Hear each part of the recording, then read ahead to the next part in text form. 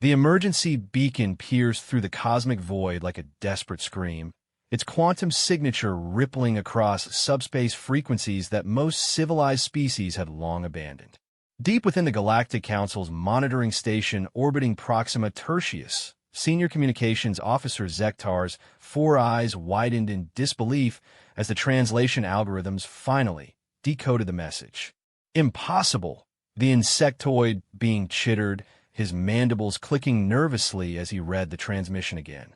The message was crude, transmitted on primitive electromagnetic waves that barely registered above cosmic background radiation. Yet the mathematics were undeniable. This was a distress call from the Outer Rim territories, specifically from a system that the Council had marked as a quarantine zone 3 centuries ago. The Veltar system had been the site of the galaxy's most devastating military defeat in recorded history. An entire armada of the Council's finest warships, representing 12 different species and containing the most advanced technology known to galactic civilization, had simply vanished. No debris, no survivors, no explanation. The official report blamed a navigational error near an unstable star, but whispered rumors spoke of something far more terrifying: the Deathworlders. Zektar's primary manipulator appendages trembled as he forwarded the message to his superior, Administrator Quilnox. The translation was simple, almost embarrassingly primitive in its construction. This is Captain Sarah Chan of a U.S. Defiance. We are under attack by unknown hostiles. Our colony ships are defenseless. We are transmitting our coordinates. Any friendly vessels in range, please assist. We cannot hold them much longer. Within the hour, the message had reached the highest echelons of the Galactic Council. Emergency sessions were called, and representatives from 37 species gathered in the Great Assembly Hall of the Council headquarters. The atmosphere was tense, filled with the nervous energy of beings who had just received confirmation of their worst nightmares.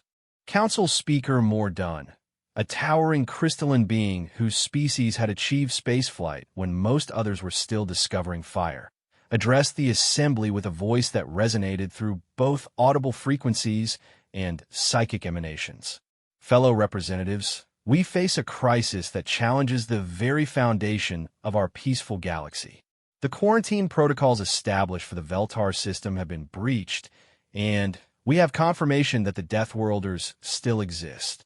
A wave of fearful murmurs rippled through the assembly. The Yith representative, a gas form being contained within an environmental suit, spoke first. With respect, Speaker Mordun, surely this must be some form of deception. Our finest military analysts concluded that no species could have survived the complete destruction of Fleet Admiral Kethval's armada. The energy readings alone suggested the use of weapons that violate several laws of physics. The mathematics of the quantum beacon are precise, Mordun replied, his crystalline form pulsing with subdued light. This transmission originates from within the Veltar system, and the quantum signature matches the theoretical models for Deathworlder technology. More disturbing still, the message indicates they're under attack, which means there is something in that system capable of threatening even them. The Thexani representative, a graceful aquatic being speaking through a translation matrix, raised a concern that had been weighing on everyone's minds. If the Deathworlders are requesting assistance, what manner of enemy could possibly require them to send out such a desperate plea? Our xenobiological studies indicated that their species thrives on conflict, that they actually become stronger when faced with adversity. What could challenge beings who treat warfare as a recreational activity? The assembly fell silent as the implications settled in. Throughout galactic history, there had been legends, stories passed down through generations of spacefaring species about the origins of the Deathworlders. Unlike every other known sentient species, which had evolved on peaceful worlds with stable climates and abundant resources, these beings had emerged from a planet that seemed designed to kill them. Every day of their existence had been a struggle against predators, natural disasters, disease, and their own aggressive nature. Where other species had developed advanced technology to overcome the challenges of space travel, the Deathworlders had adapted themselves. They were immune to radiation that would kill most galactic citizens instantly. They could survive in atmospheric conditions that would be considered toxic waste dumps by civilized standards. Most terrifying of all, they seemed to view armed conflict not as a regrettable necessity, but as an opportunity for personal growth. The Council's military archives contained fragmentary reports from the last encounter with the Deathworlders. Fleet Admiral Kethval had been investigating reports of aggressive expansion in the Outer Rim when his entire force had encountered what appeared to be a small mining operation. Initial scans had detected fewer than a dozen primitive spacecraft and what appeared to be a newly established colony on a marginal world. The engagement had lasted exactly 17 minutes. By the time it was over, 43 of the galaxy's most advanced warships had been reduced to scrap metal, and the Deathworlder force had suffered the loss of a single mining vessel. The final transmission from Admiral Kethval's flagship had been a single, terrified word: retreat. But retreat had been impossible. The Deathworlders had pursued the surviving vessels with a relentless efficiency that defied all military doctrine. They ignored their own casualties, pressed attacks that should have been suicide missions, and demonstrated a tactical flexibility that made their primitive technology irrelevant. Within 6 hours, the entire Council fleet had been destroyed or captured. The few survivors who had been recovered spoke of warriors who laughed as they boarded enemy vessels, of soldiers who fought more effectively when wounded, and of a species that seemed to view the complete annihilation of superior forces as merely an interesting puzzle to be solved. The psychological evaluations of these survivors had been so disturbing that they were classified at the highest levels of galactic security. Now, 3 centuries later, those same Deathworlders were asking for help. The debate in the Council chamber continued for hours, with representatives split between those who saw this as an opportunity to establish peaceful contact with humanity and those who viewed it as a trap designed to lure the galactic community into another devastating conflict. The Mineral Lords faction, led by beings who had achieved consciousness through silicon-based evolution, argued for complete isolation. We have maintained peace for 300 years by avoiding contact with these creatures, their representatives stated through harmonic vibrations that shook the chamber walls. Why should we risk everything to answer their call for assistance? If something is capable of threatening them, then surely it is beyond our ability to help. The biological species faction disagreed, led by the empathic Zulkari whose emotional sensitivity made them natural diplomats. The transmission indicates they are protecting colony ships, their representative projected telepathically. These may be non-combatants, civilians who pose no threat to galactic peace. Do we abandon sentient beings to destruction simply because we fear their protectors? As the debate raged, new intelligence reports arrived that changed everything. Long-range sensor arrays positioned at the edge of Council space had detected massive gravitational anomalies moving toward the galactic core. Whatever was attacking the Deathworlders was not content to remain in the Outer Rim. The threat was advancing, consuming entire star systems as it moved through space like a cosmic plague. The sensor data was incomplete, fragmented by the vast distances involved and the exotic nature of the energy signatures being detected. But the pattern was unmistakable. Every system in the path of these anomalies had gone completely silent. No communications, no energy signatures, no signs of life whatsoever. It was as if entire civilizations were being erased from existence. Speaker Mordunn's crystalline form had dimmed to a barely visible glow by the time the final votes were tallied. The decision was unprecedented in Council history, a unanimous agreement to dispatch a rescue fleet to assist the Deathworlders. Not because they wanted to help humanity, but because they realized that if something could threaten the galaxy's most efficient killers, then nothing in known space would be safe when that threat reached the core worlds. The fleet that assembled at the emergency staging area near the galactic rim was the largest military force the Council had deployed since the Unification Wars 2 millennia earlier. Representatives from 43 species contributed vessels, creating an armada that represented the pinnacle of galactic military technology. Quantum torpedoes that could crack planets, energy shields capable of deflecting stellar radiation, and artificial intelligences that could process tactical data at near light speed. Admiral Thekmori of the prestigious Altarian Space Command was chosen to lead the expedition, despite his vocal objections to the entire mission.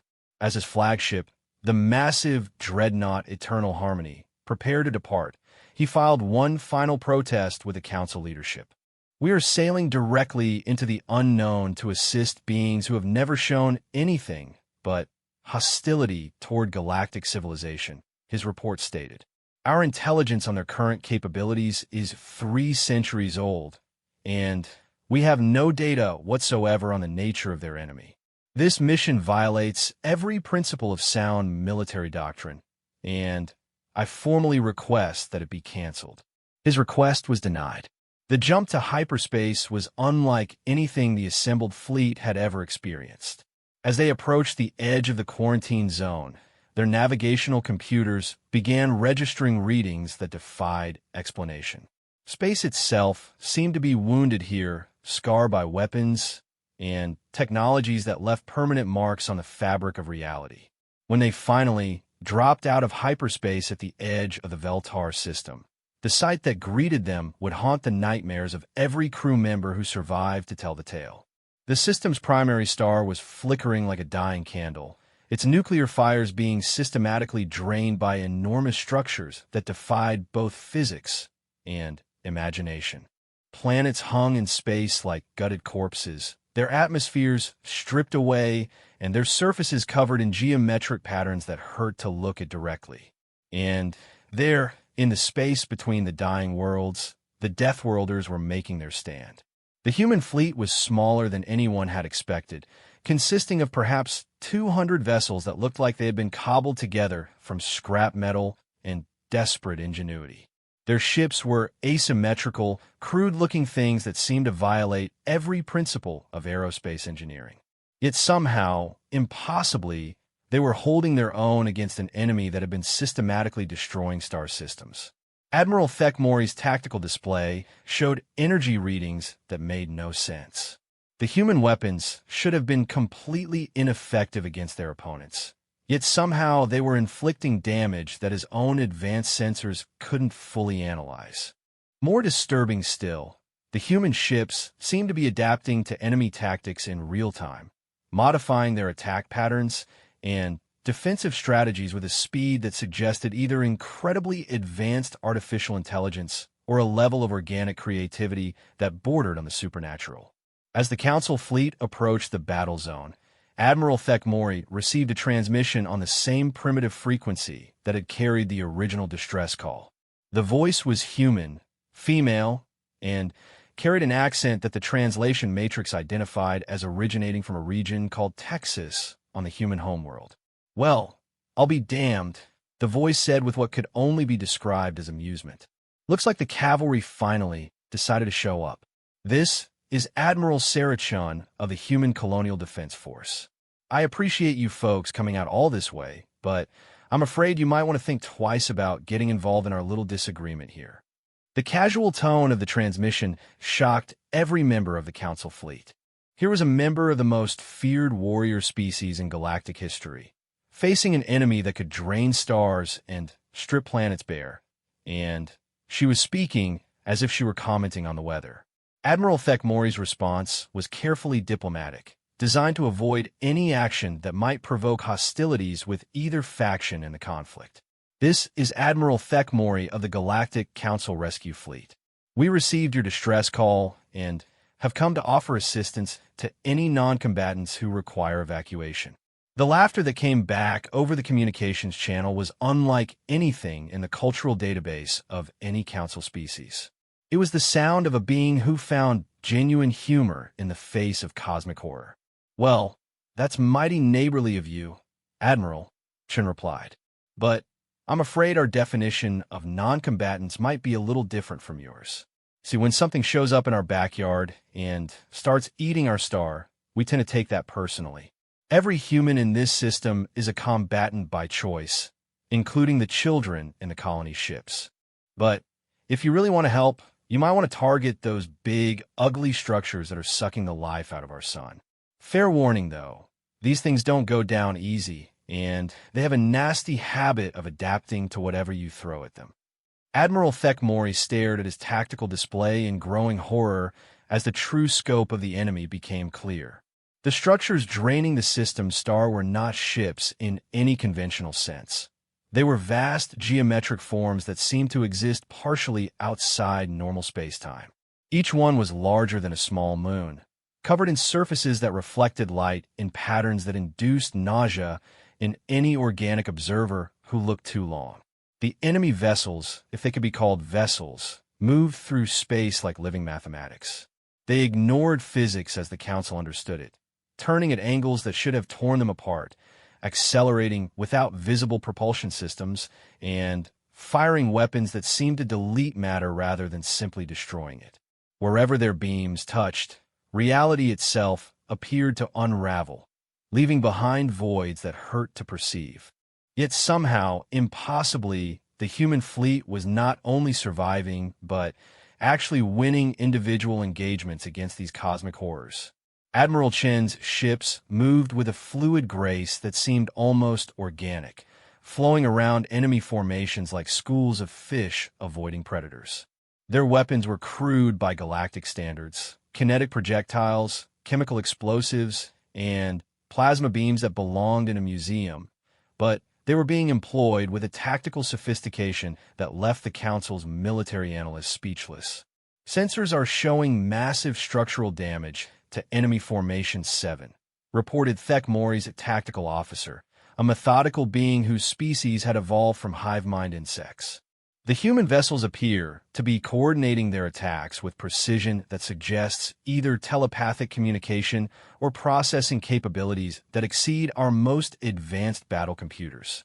The Admiral watched in fascination as a group of human destroyers executed a maneuver that violated several fundamental principles of naval warfare. Instead of maintaining formation and concentrating firepower, they scattered like fragments from an explosion, each ship taking a different approach vector to a massive enemy structure. The geometric horror responded by generating defensive fields that should have vaporized the attacking vessels instantly. Instead, the human ships seemed to dance through the defensive fire, their movements so unpredictable that the enemy's targeting systems couldn't establish a lock. One destroyer actually flew directly into what appeared to be a disintegration beam, only to emerge on the other side, apparently unharmed. The ship's hull was glowing with absorbed energy that it somehow redirected into its own weapon systems. "How are they doing that?" whispered Thekmori's science officer, a crystalline being whose species had achieved mastery over electromagnetic phenomena millions of years earlier. Their technology should be completely inadequate against those defensive systems. The answer came from an unexpected source. Dr. Veltura, the fleet's xenopsychology specialist, had been monitoring the human communications channels and analyzing their behavioral patterns. Her findings were disturbing enough that she requested an immediate conference with the Admiral. "Sir, I believe I understand what we're witnessing," she reported, her usual calm demeanor replaced by barely controlled excitement. "The humans aren't following conventional military doctrine because they're not thinking like military strategists. They're thinking like predators." Thekmori's confusion was evident in the shifting patterns of light across his carapace. "Elaborate, Doctor." "Every other species in the galaxy evolved on worlds where cooperation and resource management were the keys to survival," Veltura explained. "Our military tactics reflect this. We use overwhelming force applied through careful coordination and technological superiority. The humans evolved on a world where survival required constant adaptation to threats that could never be completely understood or predicted." She gestured toward the tactical display, where a human cruiser was currently using the gravity well of a destroyed planet to slingshot itself around an enemy formation, firing continuously as it moved. "They're not trying to overpower their opponents. They're studying them, learning their patterns, and exploiting weaknesses that our sensors can't even detect. Every engagement is simultaneously a battle and a research expedition. As if to prove her point, the human fleet suddenly shifted tactics entirely. Where they had been conducting hit-and-run attacks for hours, they now began to form up into larger formations. But these weren't the geometrically precise formations favored by Council military doctrine. They were loose, organic groupings that seemed to flow and shift like living creatures. Admiral Chen's voice came over the communication channel again, this time addressing her own fleet. The Council's translation systems struggled with the casual profanity and cultural references, but the tactical intent was clear. "All right, boys and girls, we figure out their rhythm," Chen announced. "These ugly sons of bitches regenerate damage by drawing energy from whatever they've already consumed, but there's a delay in the energy transfer. Hit them fast enough and hard enough, and their healing factor can't keep up. Alpha Group, I want you to demonstrate the fine art of death by 1,000 cuts. Bravo Group, you're with me. We're going to show these things what happens when you mess with our star." What followed was unlike any battle in recorded galactic history. The human fleet didn't just attack the enemy structures. They dissected them with surgical precision, targeting specific components that the Council sensors couldn't even identify as separate systems. Explosions bloomed across the alien geometries as the humans systematically disabled their regeneration capabilities.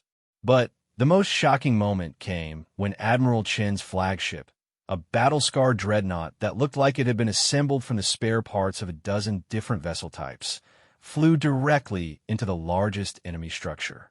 For a moment, Thekmori thought he was witnessing a suicide attack. Then, the structure began to collapse from within, its impossible geometries folding in on themselves as internal explosions tore it apart. Chen's ship emerged from the wreckage completely intact, having somehow navigated through the interior of an entity that existed partially outside normal space-time and planted explosives in its most vulnerable systems. How did she know where to place the charges? Thekmori asked, though he didn't expect anyone to have an answer. Dr. Velterra did. She didn't know, sir. She guessed. The humans have an extraordinary capacity for intuitive reasoning when operating under extreme stress. They call it thinking on their feet or going with their gut. It allows them to make tactical decisions based on incomplete information and still achieve optimal results. The tide of the battle had clearly turned, but the victory was coming at a terrible price. Human ships were taking damage faster than their crews could repair it, and several vessels had already been lost when their improvised defensive measures finally failed. The enemy was adapting to human tactics just as quickly as the humans were learning enemy weaknesses. It was then that Admiral Thekmori made a decision that would be debated in council chambers for centuries to come. Against all military protocol, all diplomatic precedent, and all common sense, he ordered the council fleet to join the battle. "All vessels, this is Admiral Thekmori," he broadcast on open frequencies. "We are engaging the enemy in support of human operations. Target the large structures and provide covering fire for human assault groups. And may the ancestors forgive us for what we're about to do." The response from the human fleet was immediate and enthusiastic. Admiral Chen's voice crackled over the communication channel with what could only be described as delighted surprise. "Well, I'll be double damned. Welcome to the party, folks. We're about to show these things what happens when you bring a knife to a gunfight, galactic style. Human vessels, coordinates are being transmitted to our new friends. Let's teach them how we do business out here on the rim." The combined fleet that engaged the enemy structures represented the most unlikely military alliance in galactic history. Advanced Council warships with quantum weaponry and shield technology fought alongside human vessels that looked like they belonged in a scrapyard. Energy beams that could crack moons were fired in coordination with kinetic projectiles that had been obsolete for millennia. But somehow, impossibly, it worked. The enemy structures that had been systematically consuming the Veltar system began to fall one by one. The Council's advanced weapons provided the raw firepower needed to break through alien defenses, while human tactics and adaptability guided the attacks to their most effective targets. Ships that should never have been able to work together flowed through space in perfect coordination, their crews learning to anticipate each other's moves with an instinctive understanding that transcended species barriers.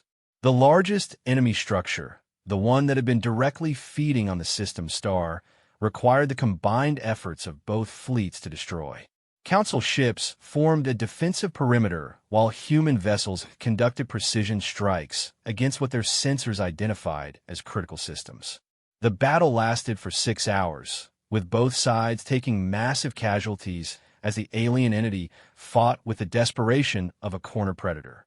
The final attack was led jointly by Admiral Thekmori's flagship and Admiral Chen's dreadnought.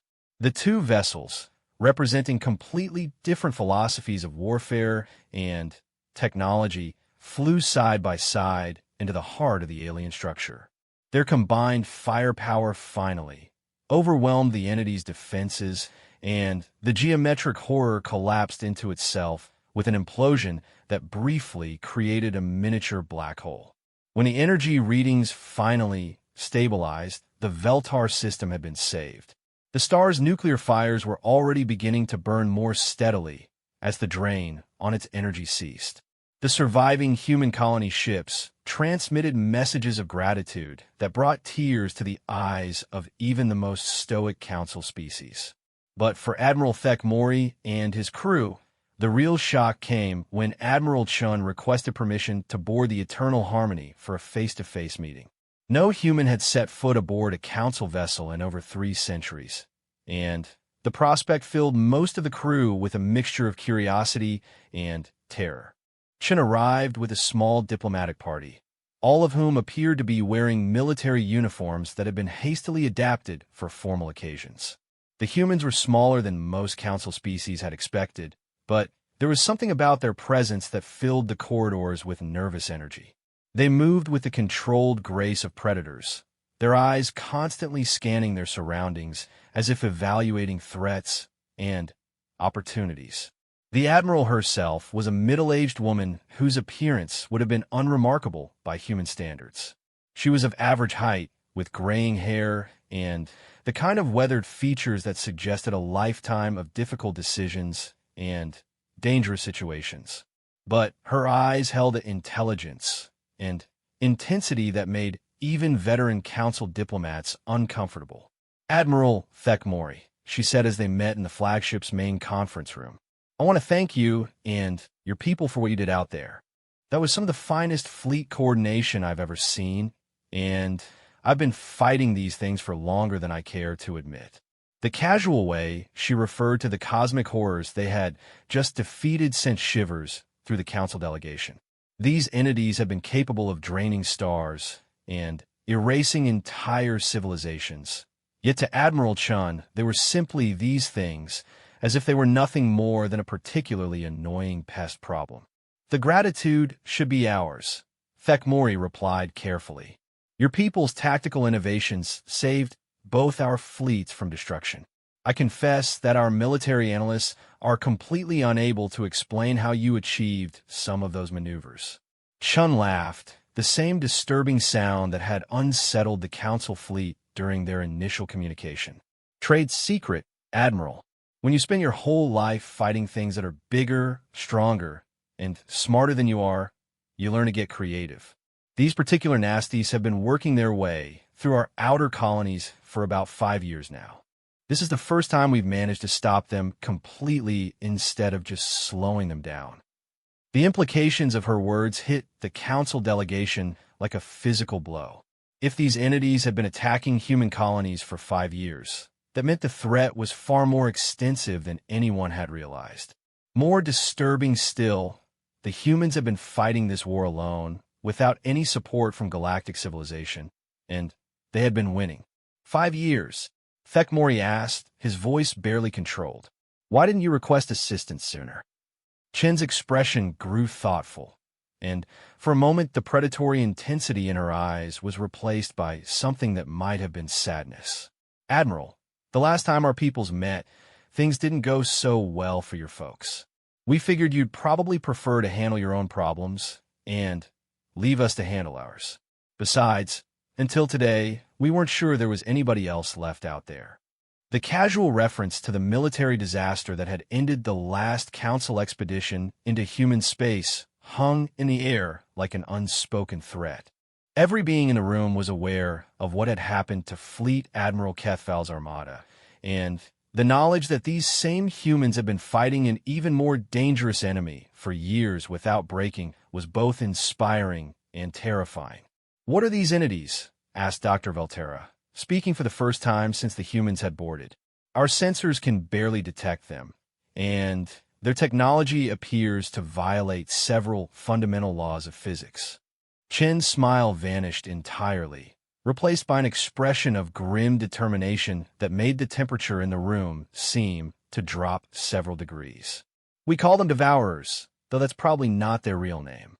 Near as we can tell, they're from somewhere outside our reality entirely. Maybe another dimension, maybe another universe altogether. They show up every few thousand years, eat everything they can find, then disappear back to wherever they came from." She gestured toward the tactical display, which still showed the debris field where the enemy structures had been destroyed. "The scary part isn't their technology, it's their intelligence. They learn from every encounter, adapt to every strategy we develop. What worked against them yesterday is useless today, and what works today probably won't work tomorrow. The only reason we've been able to hold them off this long is because we're just as adaptable as they are, and we're a lot more stubborn."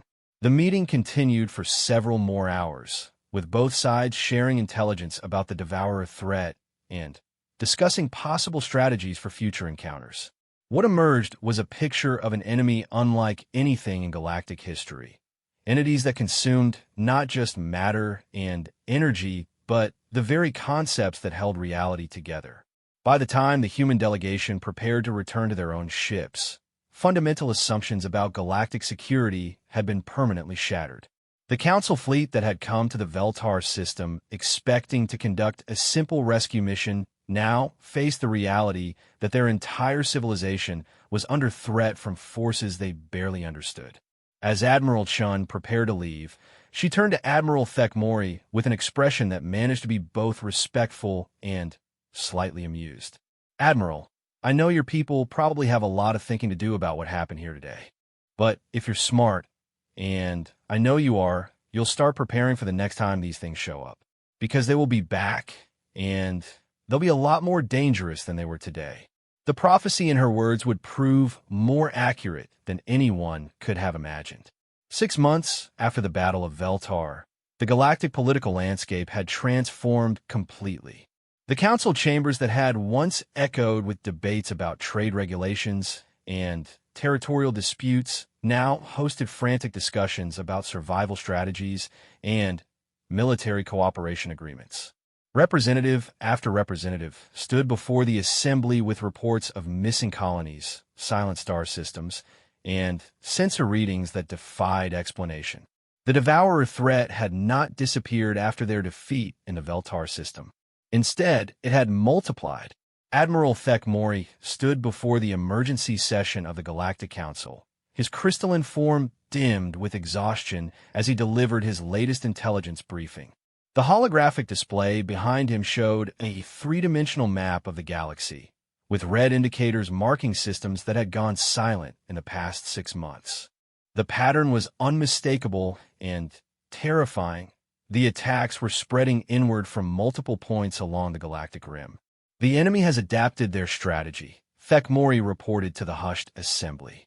"Rather than concentrating their forces in single-system attacks, they are now conducting simultaneous operations across dozens of sectors. Our deep space monitoring stations have detected at least 40 separate incursion events in the past month alone." The numbers were staggering. Entire species were being erased from existence faster than the Council could even catalog their disappearance. The Yith Collective, masters of energy manipulation who had achieved spaceflight when most species were still discovering fire, had lost their homeworld and 3 major colonies in a single coordinated attack. The proud Thexani Empire, whose aquatic cities had been considered architectural marvels, now existed only as refugees scattered across council space. Speaker Mordun's voice carried a note of desperation that would have been unthinkable before the crisis began. Admiral, what is the current status of our defensive preparations? Surely our combined fleets can mount an effective resistance. Thekmori's response was not encouraging. Speaker, our conventional forces have achieved exactly 0 successful engagements against Devourer entities. Every fleet action has resulted in total annihilation of Council forces, with no measurable damage inflicted on enemy structures. The mathematical probability of our survival, using traditional military doctrine, is effectively 0. The stark honesty of his assessment sent waves of fear through the assembly. These were beings whose civilizations had mastered faster-than-light travel, controlled the fundamental forces of physics, and built technologies that bordered on the godlike. Yet they were completely helpless against an enemy that seemed to exist outside the laws of reality itself. It was then that Dr. Velterra, now serving as the Council's chief xenopsychology advisor, requested permission to address the assembly. Her proposal was unprecedented, shocking, and absolutely necessary. Honored representatives, she began, her voice carrying across the chamber through both audible and telepathic frequencies. Our survival depends on abandoning 3 millennia of galactic civilization's most fundamental principles. We must request formal military alliance with the humans. The reaction was immediate and explosive. Representatives leaped from their seats, mandibles clicking, tentacles writhing, and crystalline forms pulsing with agitation. The very suggestion violated every treaty, every cultural norm, and every carefully maintained boundary that had kept galactic civilization peaceful for centuries. The Mineral Lords faction was the first to voice their opposition. Absolutely unthinkable, their representative declared through harmonic vibrations that shook the chamber walls. We would be inviting the galaxy's most dangerous predators to operate freely throughout civilized space. The cure would be worse than the disease. But Dr. Velterra had spent months studying the classified reports from Veltar, and her findings had led her to conclusions that few were willing to accept. With respect, honored representative, the humans are not the galaxy's most dangerous predators. They're its most effective ones. There is a crucial difference. She activated her own holographic display, showing tactical analysis from the Battle of Veltar that had never been shared with the General Assembly. Observe the pattern of human engagement with Devourer entities.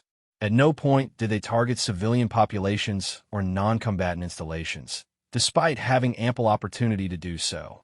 Their entire military doctrine is focused on protecting their own civilians and eliminating threats to their survival.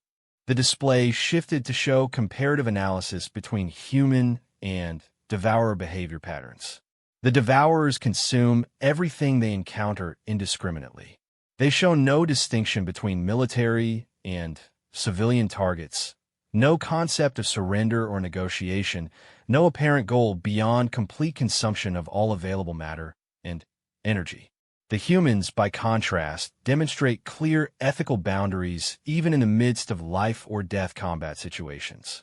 Representative Quilnara of the empathic Zulkari species projected a thought that carried deep emotional undertones.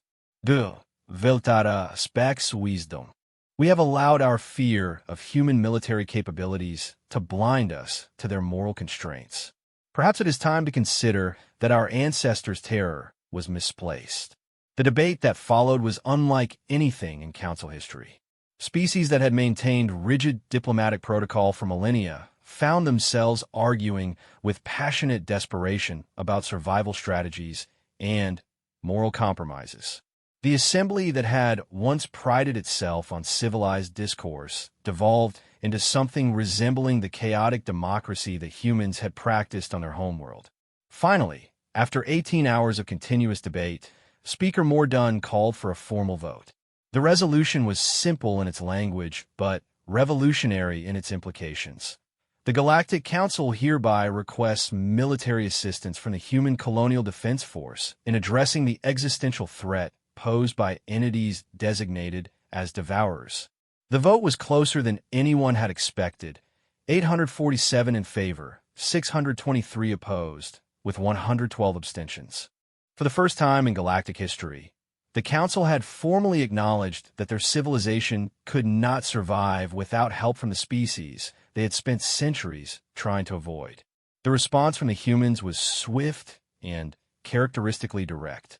Admiral Chun herself arrived at the Council headquarters aboard a vessel that defied every assumption about human technology.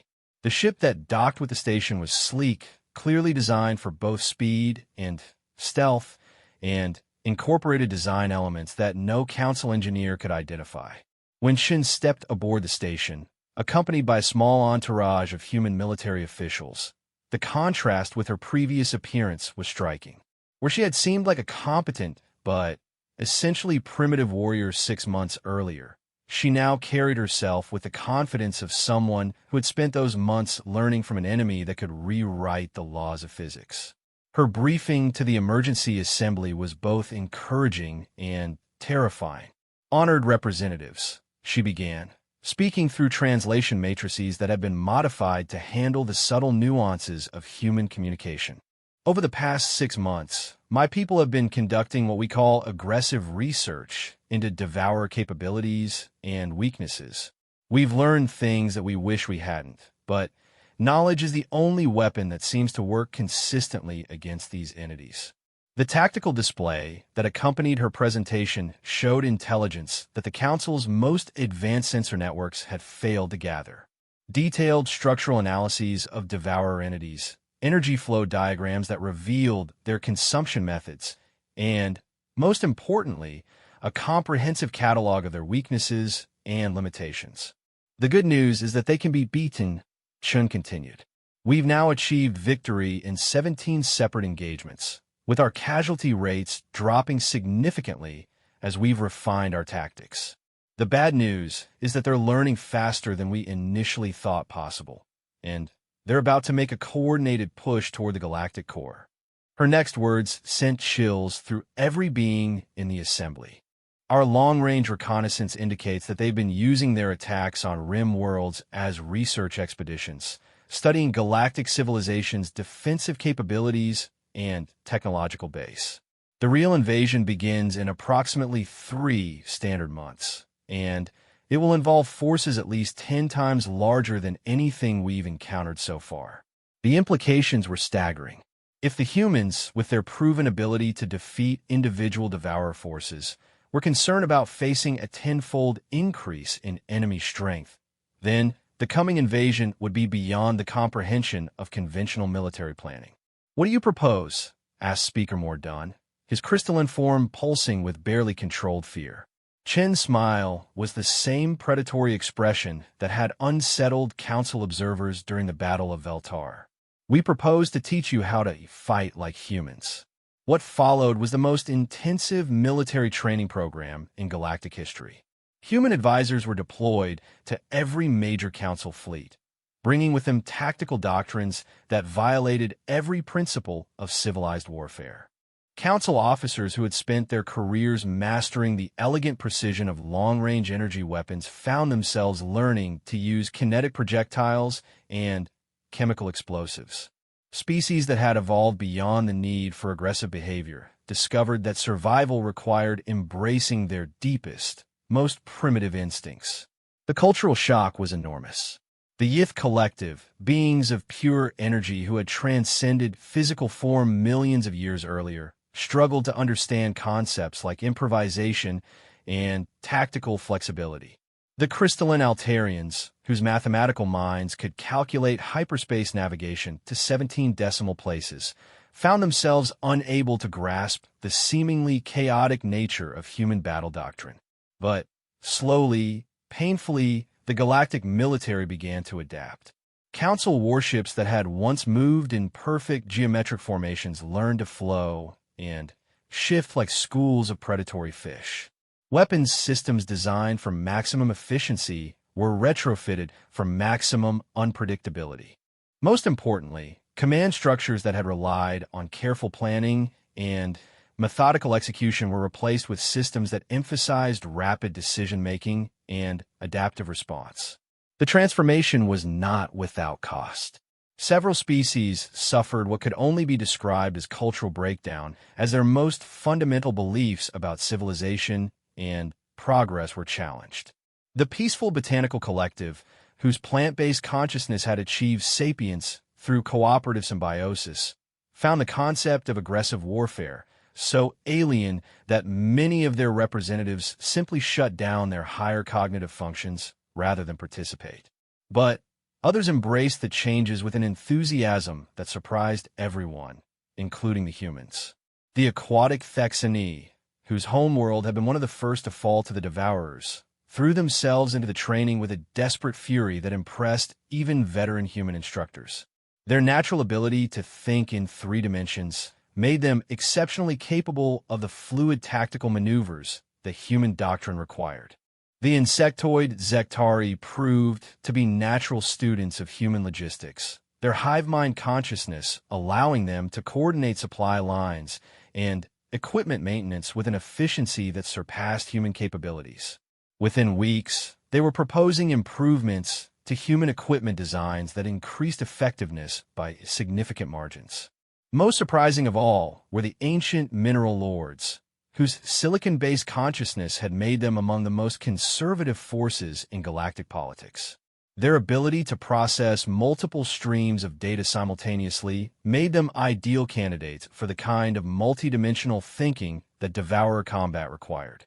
They began developing tactical algorithms that combined human intuition with their own mathematical precision, creating hybrid strategies that neither species could have developed alone. As the training progressed, something unexpected began to happen. The various council species, forced to work together in ways they never had before, started to develop an unprecedented level of cooperation and mutual respect. The Yith Collective's energy manipulation abilities proved to be perfectly complementary to Alterian shield technology. The Thexani's 3-dimensional thinking enhanced the effectiveness of Zektari coordination systems. Most importantly, the rigid hierarchy that had characterized council military structure for millennia began to break down, replaced by the fluid command systems that humans had developed through centuries of warfare. Decisions were made by whoever had the best information and the clearest understanding of local conditions, regardless of species or formal rank. By the time the Devourer invasion fleet was detected approaching the galactic core, the combined defense force that assembled to meet them was unlike anything that had ever existed in known space. Human vessels fought alongside council ships in formations that seemed to change and adapt from moment to moment. Weapons systems that had never been designed to work together operated in perfect coordination. Most importantly, the crews of hundreds of different vessels had learned to think and fight as a single, unified organism. Admiral Thekmori, now serving as Joint Commander of the Defense Fleet alongside Admiral Chun, stood on the bridge of his flagship and watched the approaching enemy force with a mixture of terror and determination. The Devourer fleet was everything Chun had predicted and worse. Massive geometric structures that hurt to look at directly, surrounded by smaller entities that moved through space like living nightmares. But for the first time since the crisis had begun, he felt something that he had thought was lost forever. Hope. All vessels, this is Admiral Thekmori, he broadcast to the combined fleet. Today we make our stand not as separate species, but as a unified galactic civilization. The enemy believes they face the same scattered, uncoordinated resistance they have encountered before. They are about to discover how wrong they are. Admiral Chen's voice joined his on the fleet communications channel, her words carrying the casual confidence that had become the trademark of human military doctrine. All right, everyone, remember what we've learned. These things are tough, but they're not invincible. They expect us to fight like civilized beings. Instead, we're going to fight like humans. And humans never, ever know when to quit. The battle that followed would be remembered as the moment when galactic civilization either survived or died forever. The Battle of Kepler's Gate began at 0347 hours, Galactic Standard Time, when the first Devourer scouts emerged from their dimensional rifts at the edge of the system. Within minutes, the local star began to flicker as massive feeding structures materialized around it, their geometric forms beginning the systematic process of draining stellar energy that had marked every previous Devourer incursion. But this time, they were not attacking an unprepared system with scattered defenders. This time, they faced the combined might of galactic civilization, reorganized according to human military doctrine and commanded by beings who had learned to think like predators. Admiral Thekmori watched the tactical display from the bridge of his flagship, now renamed the Defiant Harmony in honor of a human vessel that had first shown the Council how to fight these entities. Around him, officers from 17 different species worked in perfect coordination, their voices creating a constant stream of tactical updates that flowed between audible speech, telepathic communication, and harmonic vibrations. Enemy scout formations detected, reported Commander Zekval, her insectoid mandibles clicking as she processed multiple data streams simultaneously. 12-dimensional apertures opening along Vector 77 Mark IV. Estimated full force deployment in 37 minutes. The humans had taught them to think in terms of opportunities rather than threats, and Thekmori immediately recognized the tactical advantage they had been given. Signal all vessels.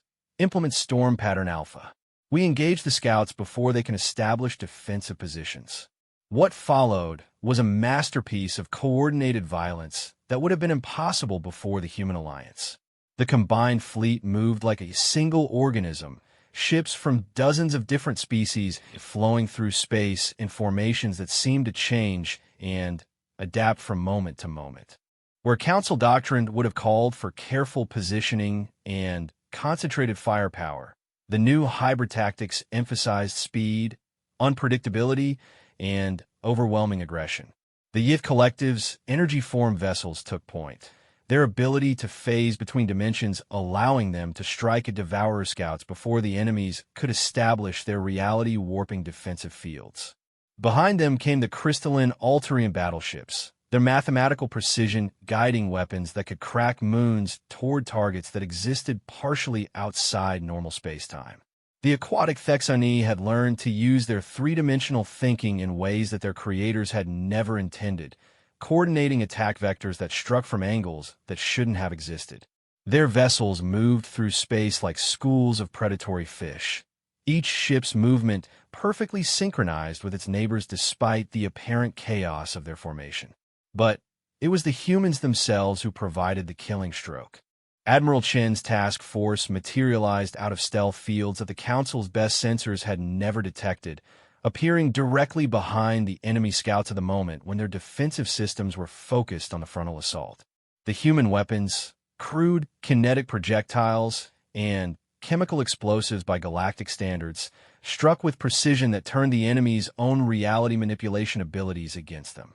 First wave eliminated. Chen's voice crackled over the communication channel with satisfaction that bordered on joy. These things still haven't figured out that we don't fight fair. Beginning second phase deployment. Let's show them what happens when you bring interdimensional horror to a knife fight. The success against the scouts had given the combined fleet crucial intelligence about the enemy's current capabilities, and what they learned was both encouraging and terrifying. The Devourers had indeed adapted to counter the tactics used at Veltar, developing new defensive systems and weapons configurations that should have made them nearly invincible against conventional attack. But they had adapted to fight the galactic civilization that had existed 6 months ago, not the hybrid warrior culture that had emerged from the human alliance. Their new defensive fields were designed to counter precisely coordinated attacks, not the fluid, seemingly chaotic assaults that the combined fleet was now capable of launching. Their weapon systems have been reconfigured to target ships that moved in predictable formations, not vessels that changed their attack patterns from moment to moment based on battlefield conditions.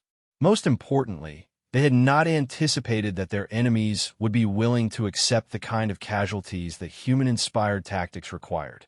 The main Devourer force emerged from dimensional space like a geometric nightmare, structures so massive that they created their own gravitational fields, and so alien that they cause hallucinations in any organic being who observed them directly.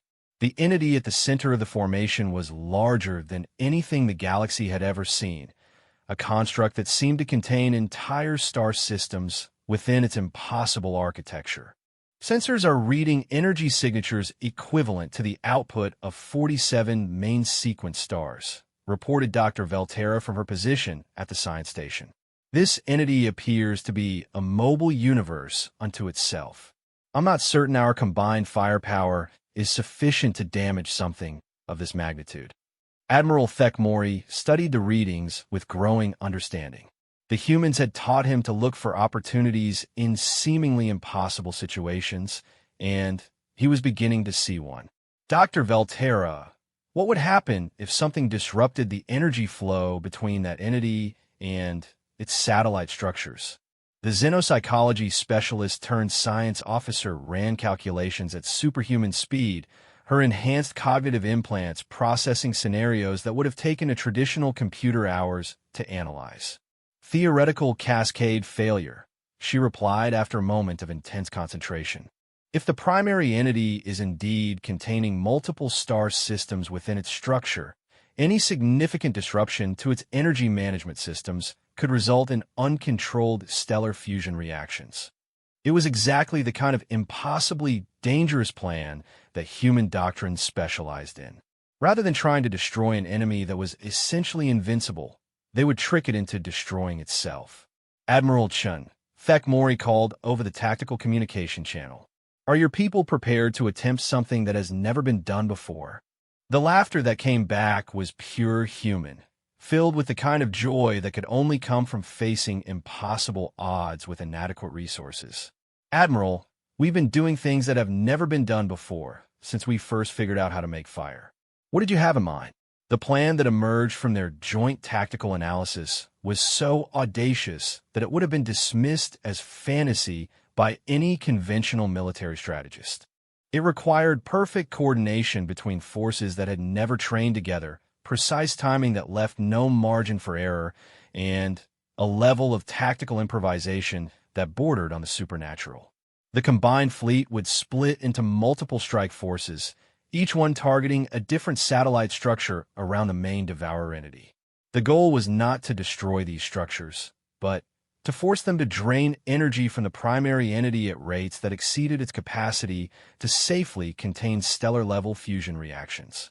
Meanwhile, human stealth vessels would penetrate the entity's defensive perimeter and plant quantum explosives at specific points within its structure.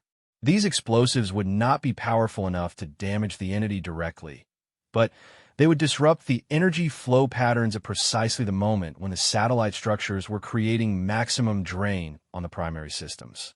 If everything went perfectly, the result would be a controlled stellar collapse within the entity's own structure, essentially turning the Devourer into its own funeral pyre. If anything went wrong, the explosion would likely sterilize several star systems and create a black hole that would threaten the entire galactic core. I like it, Chin declared after reviewing the tactical projections. It's completely insane, violates about 15 laws of physics, and requires us to do things that probably aren't possible. Sounds like a typical Tuesday for the human fleet. The battle that followed tested every adaptation and innovation that the Galactic Alliance had developed over the past 6 months.